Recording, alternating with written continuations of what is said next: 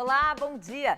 Hoje a gente fala de um condomínio construído de maneira muito diferente da tradicional. São 16 apartamentos de containers, todos mobiliados e com infraestrutura completa. Tem também uma reportagem sobre o edifício que abrigou a única empresa de impressão de discos do estado, o prédio da Casa Elétrica, que aguarda restauração. E a gente fala ainda sobre o estilo neoclássico nas construções.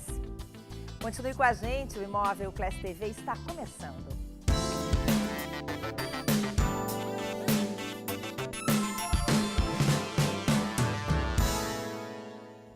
Você já pensou em morar em um container? A estrutura de metal criada para ser utilizada no transporte de cargas tem ganhado cada vez mais utilidades e se transformou também em moradia. Aqui em Porto Alegre, um condomínio oferece 16 apartamentos de 14 metros quadrados, todos mobiliados e com infraestrutura. E a gente foi atrás dessa novidade.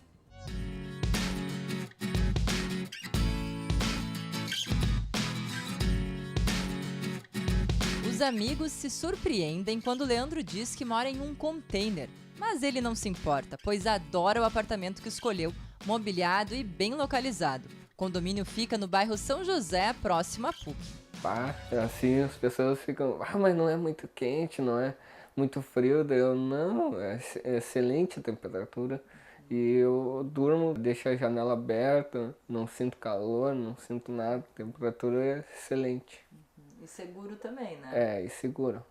Tem cerca elétrica em todo ao redor, tudo de bom. A temperatura é amena dentro do apartamento de 14 metros quadrados. Uma manta térmica foi utilizada para fazer o isolamento. E as reformas não pararam por aí. Tudo para que o container se transformasse em uma moradia. Primeiramente ele é limpo, tratado, né? Alguma ferrugem, algum resquício que tem, porque esses containers já foram utilizados.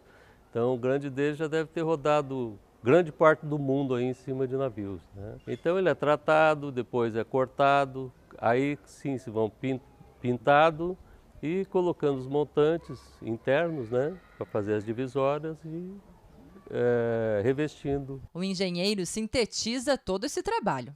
É como se fosse uma casa de alvenaria, né? Só em vez de as paredes a gente tem uma caixa de lata que transforma numa moradia. Além dos containers serem reutilizados, outros elementos aqui do condomínio também têm esse aspecto sustentável.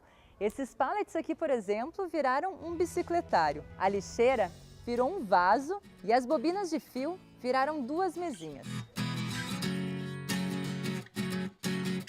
Além dos 16 apartamentos, este condomínio inédito na capital gaúcha tem piscina, lavanderia e churrasqueira. O projeto, em nenhum momento eu tive dúvida que ia ser kitnets, com cozinha e banheiro privativos é prioridade. E ter lavanderia com máquinas de lavar e secar e piscina. Eu achei que tinha que ter piscina e algumas áreas de lazer. Por quê? Porque eu acho que a pessoa já está num apartamento pequeno, né? Eu achei que era importante a pessoa ter uma área de lazer. Ou para tomar o seu mate, ou para ler o seu livro, ou para ter uma distração, ter um espaço grande para ficar do lado de fora. A ideia do projeto foi inspirada em um condomínio da Holanda. E Porto Alegre teve um retorno tão positivo que Lígia já tem planos para o futuro. Muito potencial. Até vão mudar um pouco o projeto e as próximas serão de casal. Porque está tendo muito pedido de suítes, kitnets de casal.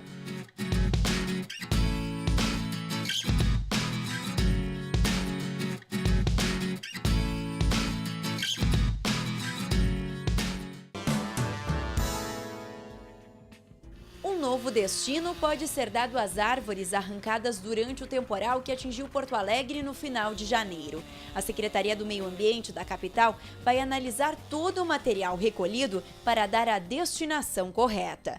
Uma grande parte vai para a compostagem, que é a transformação em adubo. Os troncos estão sendo separados para doação a entidades de recicladores. E as raízes podem se tornar obras de arte. Tem uma parte das raízes que alguns escultores estão retirando para fazer obras de escultura, porque nós não temos muito o que fazer com as raízes. Ela é um material difícil de cortar, porque causa problema nos equipamentos, machado e motosserra, são muito grandes, né? E tem um apodrecimento muito lento. E o trabalho de artesanato é um trabalho bem interessante, aproveita a árvore e dá um destino adequado à árvore, com um destino que hoje nós não temos. Mas para voltar a apreciar o verde que coloria as ruas da capital, os moradores ainda vão ter que esperar um tempo. O replantio das árvores caídas só vai começar em maio.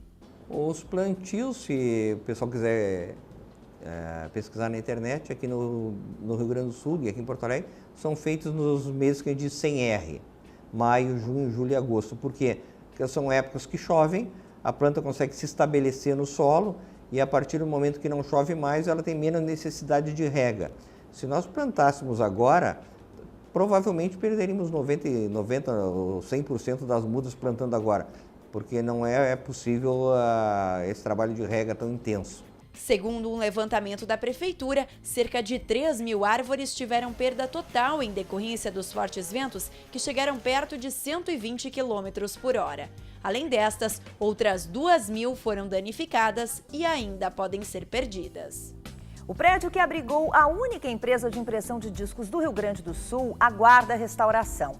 E enquanto o projeto não sai do papel, o edifício da Casa Elétrica, tombado como patrimônio histórico e cultural nacional, se deteriora a cada dia.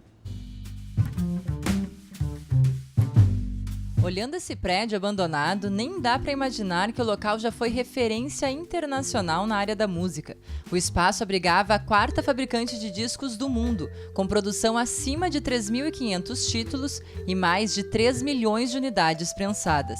Era na Casa Elétrica, bem aqui em Porto Alegre, que artistas brasileiros e até mesmo argentinos gravavam seus trabalhos entre os anos de 1913 a 1924. Aqui se gravou e se prensou o primeiro tango que foi gravado e prensado na América Latina. Isso em 1915. Também foi gravado a primeira música folclórica gaúcha, que é o Boi Barroso, foi gravada aqui em 1914. Então isso dá a dimensão da importância histórica e cultural dessa casa para Porto Alegre, para o Brasil, né, para o Rio Grande do Sul e também para o mundo. É nessa rua pouco movimentada do bairro Glória onde está localizada a Casa Elétrica, tombada como patrimônio histórico e cultural de Porto Alegre desde 1996.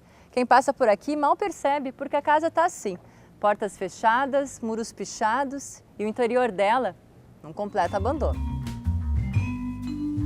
Esta casa ela foi tombada em 1996 e já não se encontrava em bom estado de conservação. A falta de cuidado ao longo do tempo fez com que ela fosse se degradando cada vez mais.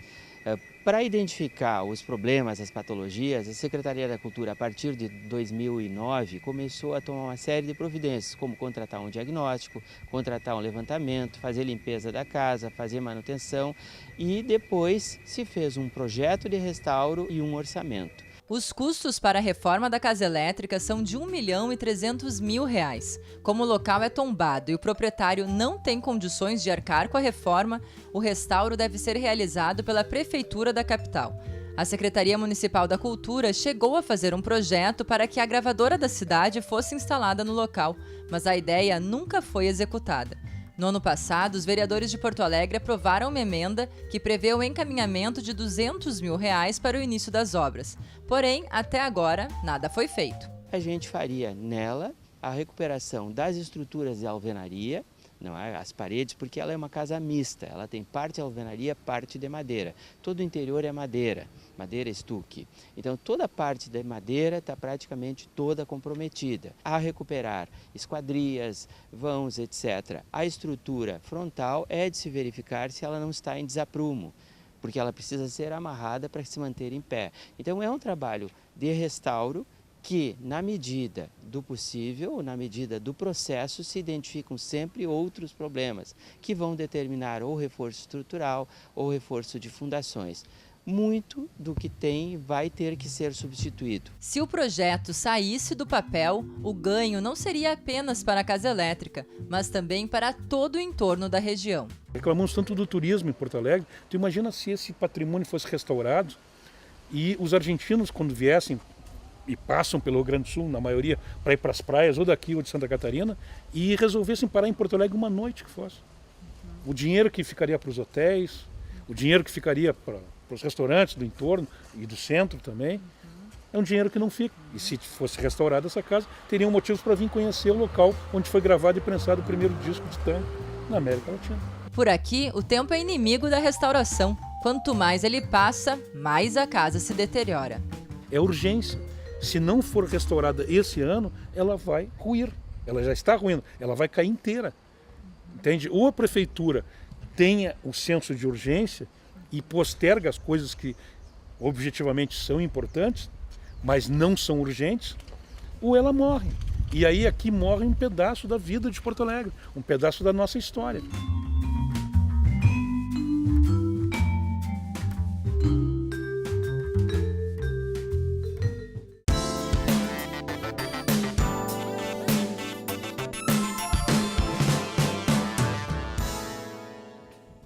Uma das áreas mais nobres de Porto Alegre foi a escolhida para o mais recente lançamento da Cyrela. É no coração do bairro Petrópolis que a incorporadora está erguendo o Cyrela Goldstein Clássico. Um empreendimento que nasceu com inspiração direta no neoclássico, uma corrente artística e arquitetônica apreciada por muita gente. Por isso a gente resolveu abordar um pouco desse estilo no Imóvel Class TV de hoje. Estão conosco a Simone Baldasso, arquiteta, e o Diogo Suder, gerente de produtos da Cyrela. Tudo bem? Sejam bem-vindos. Tudo bom, tudo bem. Eu vou começar pelo Diogo, para tu nos contar como é que surgiu a ideia desse empreendimento, a escolha do lugar, enfim. A Cyrela está voltando, a Cyrela Goldstein está voltando ao que era a Goldstein antigamente, trabalhando mais pontos nobres da cidade, nos bairros mais nobres da cidade. Então a gente teve um trabalho extra para conseguir comprar aquele terreno. O bairro Petrópolis é um bairro difícil de aquisição de terrenos, porque são moradores antigos que gostam e não querem vender os seus imóveis lá. Então a gente prima por isso, por uma excelente localização. Ele foi escolhido por estar próximo a vários restaurantes, colégios, clubes, próximo a Encol. Em que rua que ele fica? Ele fica na Alegrete, número 70, e a gente fez o plantão de vendas na Alegrete 21, bem em frente.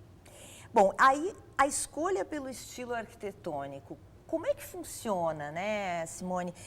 Isso surge antes do projeto, junto com o projeto, de acordo com que características do lugar, da região? Como é que funciona esse processo? Olha, é uma série de fatores. Isso tudo que tu falou contribui para ajudar a gente a escolher o estilo do empreendimento. Normalmente ele surge no meio do caminho, quando tu ainda está desenvolvendo o projeto, quando eu falo em plantas e os pavimentos térreos, de lazer e essas coisas assim. Ou a gente vai, normalmente, a gente até trabalha com mais de uma opção de estilo quando a gente faz um projeto.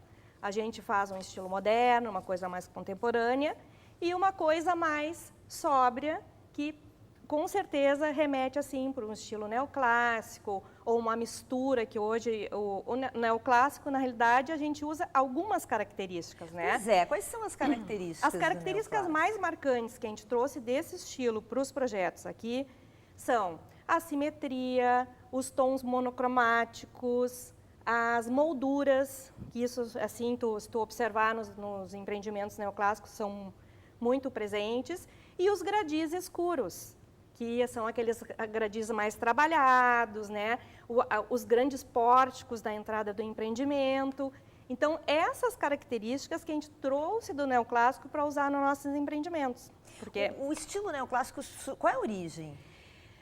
Aqui no Brasil, ele veio junto com a família real. E aí, o que acontece? A família real estava acostumada a viver num estilo europeu, mais nobre, mais sofisticado. Então, se trouxe esse estilo para que pudesse atender essa demanda. E nos prédios assim mais suntuosos, daí começaram os bancos, esses empreendimentos assim, foi usado o neoclássico porque ele é um estilo que te lembra sobriedade, luxo, nobreza. Então, na realidade, ele começa assim. Só que antes era mais assim em prédios menores e mais baixos, porque não se tinha a condição de tecnologia que se tem hoje para te fazer prédios maiores, né? Mas, na realidade, esse estilo é isso. E o bom desse estilo, que na realidade a gente chama de neoclássico, mas ele ele relembra alguma coisa do neoclássico, é que ele é um estilo que ele coordena muito bem com outros estilos. Então, se tu for usar um mobiliário, alguma coisa de outro estilo, ele casa muito bem com o neoclássico, porque ele é um um padrão monocromático, é um padrão mais clean. Então, isso que é bom, porque tu não fica tão restringido a ter que fazer todo o teu empreendimento baseado no neoclássico. Sim. Então, nas tuas áreas de lazer, tu pode fazer alguma leitura, mas tu usa assim, mobiliário moderno, então funciona muito bem com essa mistura de estilos. Né? Mas tem a ver com esse público que a Goldstein Cirela está investindo e buscando, né? Com que certeza. É de um público com gosto mais rebuscado. Mais refinado, sim, refinado, rebuscado, uma pessoa mais educada, mais elitizada, então ela gosta disso. O prédio chega a lembrar uma obra de arte, né? Então... É porque como ele remete ao clássico, o que o clássico traz como resultado? É a nobreza, é a sobriedade, é a classe. Então, quando a pessoa olha um neoclássico, ele te representa assim um poder, sabe? Até é muito engraçado que às vezes a gente pega algumas pessoas para ver os projetos que a gente faz em Porto Alegre. A gente faz uma enquete, tu gostou desse aqui? Ai, não sei. Por exemplo, um mais moderno, a gente tem vários, até um da Cirela, que é o Vitra, que é lindo, moderno, é lindo, maravilhoso, mas não é todas as pessoas que gostam. E aí tu mostra tipo o Ritz, que é o neoclássico ali da Marquês, eu gosto desse, entendeu? Porque tu olha o Ritz, ele é imponente, ele é chique, ele dá um status, tu entende? Então isso tem a ver com a pergunta que eu vou fazer agora, Simone e Diogo. Como é que é o gaúcho nesse aspecto? Tanto do ponto de vista da arquiteta, como teu também da incorporadora. Quer dizer, o gaúcho busca que tipo de características quando ele vai comprar um imóvel para morar? É por aí. É por aí. Ele gosta de mostrar para a família dele onde ele está morando. O endereço é importante, o prédio onde ele mora é importante. E o prédio ser imponente, isso importa muito para ele, para que a família dele, para que os amigos dele saibam que ele reside num prédio que, além de ter endereço, tem uma identidade. Ele não é simplesmente uma construção, uma torre, ele é um prédio com identidade, com história. Isso é muito importante para o público-alvo que a gente busca. E até assim na questão da planta do apartamento, o gaúcho é muito mais exigente do que em outros estados. Por exemplo, assim, São Paulo tem uma maneira de fazer as plantas específicas que são adaptáveis ao público dele, Rio de Janeiro também. Esse tipo de leitura de lá, para nós não serve. É muito diferente? É muito diferente, o gaúcho é muito exigente, a gente procura sempre fazer os projetos assim que atendam tudo, tipo assim, quando tu projeta o teu dormitório, esse teu dormitório tem que ter lugar para te realmente conseguir botar um armário de tantas portas, que nem o gaúcho gosta, tem que caber todo o mobiliário. Então, tem que ser uma coisa muito bem pensada desde o início, porque o gaúcho é muito exigente. Bom, churrasqueira, eu imagino que não vende. It de série. Isso já não é uma coisa que lá é tão importante. Sim, né? Lá essa eu ideia... acho que se o gaúcho vai para São Paulo ou para o Rio, não consegue. Não, exatamente. Essa ideia da churrasqueira na sacada, que agora já está mudando um pouco mais em razão do nosso clima. Então, assim, os nossos projetos, normalmente, eles têm a churrasqueira num espaço que virou um mini gourmet, integrado na sala, porque o gaúcho faz churrasco, ele gosta disso, gosta de estar ali com a família. Então, realmente, é um público que sabe o que é, assim, sabe? São bem críticos, bem... E em relação às áreas de lazer e os espaços em comum? Eu acho que também. Assim, piscina, básico... Porque hoje o que a gente se vê muito nos projetos que a gente preza é a segurança. Então, tu tendo essas coisas todas em condomínio, isso te facilita muito na hora de tu comprar um empreendimento. Tem gente que não gosta, né? Que prefere uma coisa mais simples. Mas essa estrutura toda da piscina, do salão de festas, agora muito o gourmet também, que o pessoal agora está na moda do gourmet, então é um ambiente separado. Eu acho que isso é uma coisa que incorpora muito bem na hora da venda. E a gente teve um cuidado no Clássico Petrópolis enorme, né? Colocando as suítes, todas elas leste ou oeste, para ter uma insolação, um sol bom, os clientes gostam disso. A piscina toda norte também, para pegar sol durante o dia todo, não é aquela piscina que fica escondida. Então, uma série de pequenos detalhes que a gente cuidou no Clássico Petrópolis para realmente ele não só ser um prédio bonito, ele é um prédio bonito, é um prédio que os clientes, que as pessoas queiram morar, e realmente, ele vai ser um endereço que ele vai poder falar para os amigos deles, para a família dele, ó, moro no Cirela Goldstein Clássico Petrópolis. Além de endereço, tem identidade o prédio todo. E a questão da metragem, qual é o tamanho? As unidades têm 121 metros, as duas de frente, 122 as de trás, as do fundo. Praticamente o mesmo tamanho, é um 3 suítes com um living de 40 metros quadrados, é um excelente produto, um tamanho bom, não tem muitos prédios novos naquele entorno com esse tamanho, eles são bem maiores. São prédios muito antigos ali, São né? antigos, bastante. E os novos ou tem uma planta bem maior, ou uma planta de 2 dormitórios um pouco menor, então ele encaixa bem no perfil da região. É um prédio que há bastante tempo aquela região não tinha uma planta desse tamanho, desse formato, desse modelo. E a previsão... Bom, vendas deve estar tendo uma boa receptividade, Sim, né? ótima, em função ótima. disso, né? A gente começou a assinar os contratos agora em dezembro, a gente já tem um bom número de vendas. A previsão de entrega é para junho de 18, então a gente tem bastante tempo ainda de obra. Com certeza a gente não chega no habite desse empreendimento com unidades disponíveis. Até por ser um prédio pequeno, comparando com os lançamentos que se tinha no mercado imobiliário até pouco tempo, um prédio só com 46 unidades, então é um prédio pequeno, a pessoa não tem muito vizinho. Só que ele é um prédio pequeno com toda a infra que teria os condomínios maiores, né? Então isso é muito bom, porque não tem muito vizinho, não tem aquela coisa de ter 2, 3 torres, né, utilizando a mesma área condominial. E ele tem as suas peculiaridades, a gente cuidou muito ali, porque ali é uma zona que é perto da Encol, então é um prédio que tem bicicletário para cada unidade, todo mundo tem seu espaço, né? Uma série de detalhes. Uma série de detalhes que são importantes que, com o passar do tempo, tu vai agregando, né? Sem dúvida. Simone Baldasso, arquiteta, e Diogo Suder, gerente de produtos da Cirela, obrigada pela participação. Obrigada, foi um prazer. Bom final de semana. Igualmente.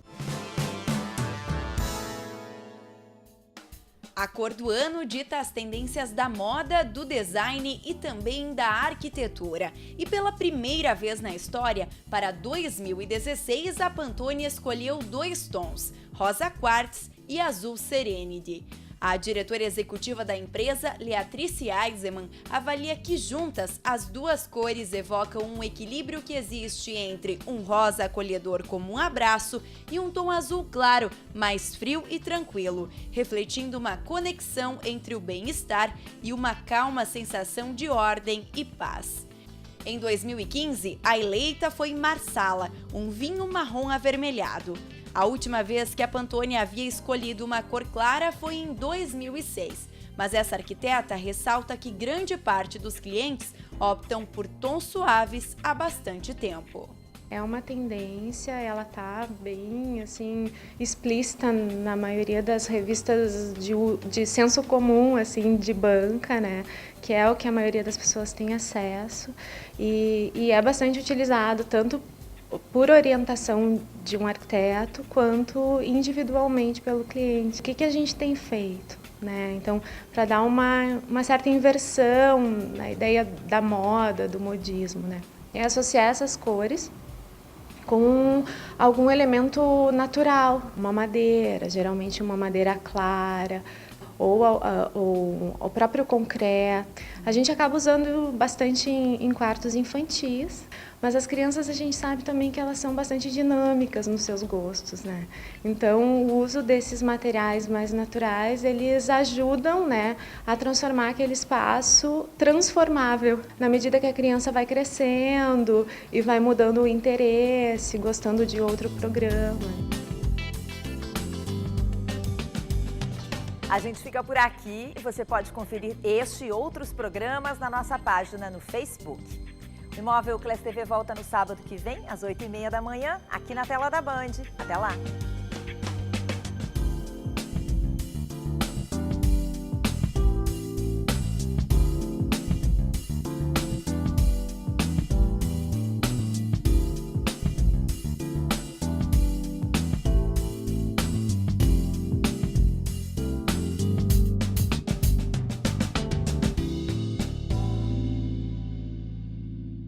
Imóvel Class TV. Oferecimento Next Group. Cirela Goldstein. Inovação que gera valor. E Melnick Even, líder em alto padrão no Rio Grande do Sul.